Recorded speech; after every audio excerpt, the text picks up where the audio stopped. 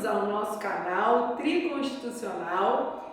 E hoje o tema que eu selecionei para a gente conversar um pouquinho, a pedido, que nós recebemos de muitos dos nossos alunos, do pessoal inscrito no canal, é sobre os tratados internacionais, mais especificadamente falando, de qual a hierarquia dos tratados internacionais em matéria de direitos humanos. Então esse é o tópico que eu escolhi para a nossa conversa de hoje.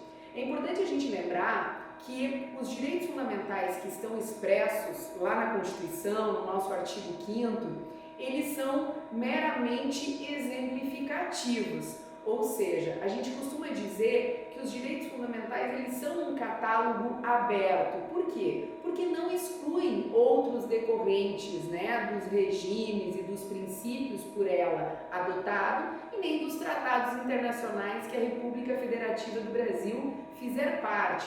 Esse é o conteúdo do nosso artigo 5º, parágrafo 2º, ou seja, nesse artigo, que ele é originário da Constituição de 1988, já nos dizia que os tratados internacionais em matéria de direitos humanos também poderiam ser considerados normas de direitos fundamentais. Então sempre fica aquela discussão se existe ou não uma diferença entre direitos humanos e de direitos fundamentais, e uma teoria mais internacionalista costuma fazer essa distinção, de que os direitos humanos seriam aqueles positivados nos tratados, nos acordos, nas convenções internacionais, enquanto os direitos fundamentais seriam aqueles direitos escolhidos e selecionados no âmbito interno para estar sendo positivados na nossa Constituição Federal. No entanto, é verdade que nós podemos ligar esses dois conteúdos, justamente quando a gente pensa como que esses tratados internacionais em matéria de direitos humanos,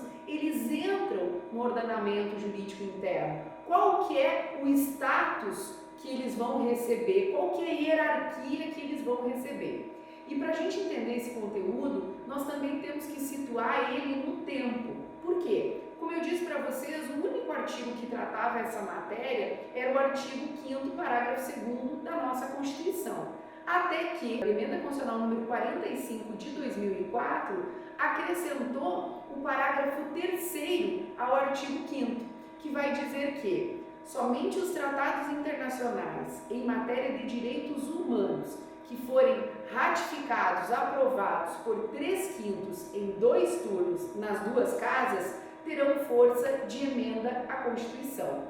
Então, esse artigo que surge no ano de 2004, ele faz uma importante distinção. Ele vai dizer que só os tratados internacionais em matéria de direitos humanos que passaram pela votação qualificada da emenda à Constituição é que poderão ter força de norma constitucional. Ou seja, nós podemos dizer que esses tratados internacionais, que esses direitos humanos que estavam previstos nos tratados internacionais, terão força também de normas de direitos fundamentais, força de norma constitucional. Só que a pergunta que fica é: e como ficam todos os tratados internacionais que foram ratificados antes de 2004? Tratados internacionais tão importantes como foi o Pacto de São José da Costa Rica, a Convenção Interamericana dos Direitos Humanos, que foi ratificado em 1992. Como que esses tratados que foram aprovados antes dessa alteração da emenda constitucional, que tipo de força tem esses tratados? E essa foi uma polêmica que o Supremo Tribunal Federal teve que enfrentar, especialmente porque o Pacto de São José da Costa Rica, a Convenção Interamericana de Direitos Humanos, ele previa uma única possibilidade de prisão civil, que era a prisão decorrente do inadimplemento inexcusável de obrigação alimentícia. Enquanto que na nossa Constituição, no artigo 5º, inciso 67, nós tínhamos 2 possibilidades de prisão civil, que era a prisão decorrente por inadimplemento inexcusável de obrigação alimentícia, mas também a hipótese que previa do depositário infiel. Então nós percebíamos que havia um conflito entre aquilo que estava previsto no Tratado Internacional, no Pacto de São José da Costa Rica, com aquilo que estava positivado dentro da nossa Constituição. Então o Supremo Tribunal Federal teve que discutir qual é a força dos tratados internacionais em matéria de direitos humanos ratificados antes de 2004, prazo que nós temos justamente pelo acréscimo do artigo 5º, parágrafo 3º. E a decisão do Supremo Tribunal Federal foi de que os tratados internacionais em matéria de direitos humanos que tenham sido ratificados antes de 2004, eles terão força de norma supralegal. O que significa supralegal? Supralegal significa acima da lei ordinária, por exemplo, acima do Código Civil, acima do Código de Processo Civil, por outro lado, abaixo da Constituição. Então, ele é uma posição intermediária entre a lei ordinária e a norma constitucional. Nesse sentido, portanto, nós não temos um único tratamento para os tratados internacionais em matéria de direitos humanos. Aqueles que forem ratificados antes de 2004, o STF diz a força é de norma supralegal. E para os tratados internacionais após 2004 em matéria de direitos humanos, que tiverem a votação de 3/5 em 2 turnos nas 2 casas, a esses cabe a força de norma constitucional. Exatamente o que aconteceu, por exemplo, com o pacto que envolve, o Tratado Internacional sobre a Proteção da Pessoa com Deficiência, o pacto firmado em Nova York, justamente porque ele obteve a votação qualificada, e a esses tratados, então, a gente atribui a força da emenda, o que significa dizer que eles terão a mesma força das normas de direitos fundamentais.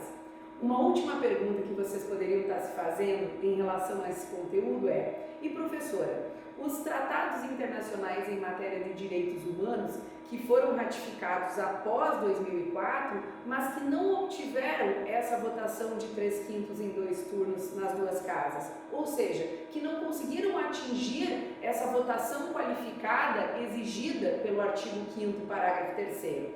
A esses tratados nós vamos aplicar a regra anterior, portanto, a regra de que a força desses tratados internacionais que não tiverem essa votação também será de norma supralegal, abaixo da Constituição, mas acima da lei ordinária.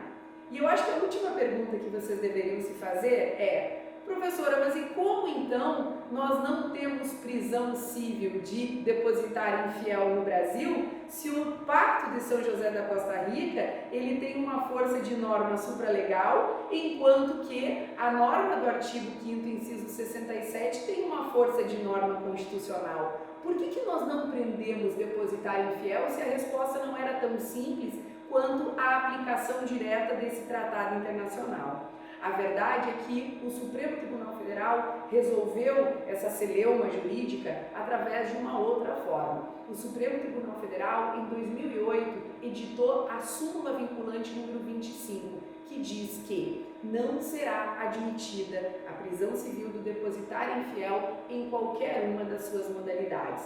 Assim, ele conseguiu resolver a problemática envolvendo a força dos tratados internacionais sem ter que atribuir a força de norma constitucional. Afinal, nós sabemos que as súmulas vinculantes, elas são vinculantes justamente porque elas vinculam a administração pública direta e indireta, o poder judiciário, e só não vinculam o poder legislativo. E nesse sentido, elas têm essa força erga omnes e vinculante, vale para todos, e nós resolvemos esse problema através dessa edição da súmula e, portanto, não podemos prender depositário infiel no Brasil, mas não pela aplicação direta da hierarquia e da força constitucional do Pacto de São José da Costa Rica, e sim pela solução encontrada com a edição da súmula vinculante. Então, para a gente finalizar, vamos lembrar como que eu vou encontrar a força dos tratados internacionais. Primeiro, eu tenho que lembrar que aqueles ratificados antes de 2004 em matéria de direitos humanos, a força é de norma supralegal. A partir de 2004, por conta da inserção do artigo 5º, parágrafo 3º, nós temos que observar 2 regras. Se forem ratificados por 3/5 em 2 turnos nas 2 casas, força de emenda à Constituição, que é a mesma força da norma constitucional. se não forem ratificados por essa votação, eles terão também a força da norma supralegal. Então, se você curtiu o nosso vídeo, a nossa explicação, você deixa o seu comentário, você também pode pedir temas que você queira que sejam discutidos aqui no nosso canal, e se você curtiu, você deixa o nosso link e compartilha esse vídeo. Um grande abraço a todos e até o nosso próximo vídeo.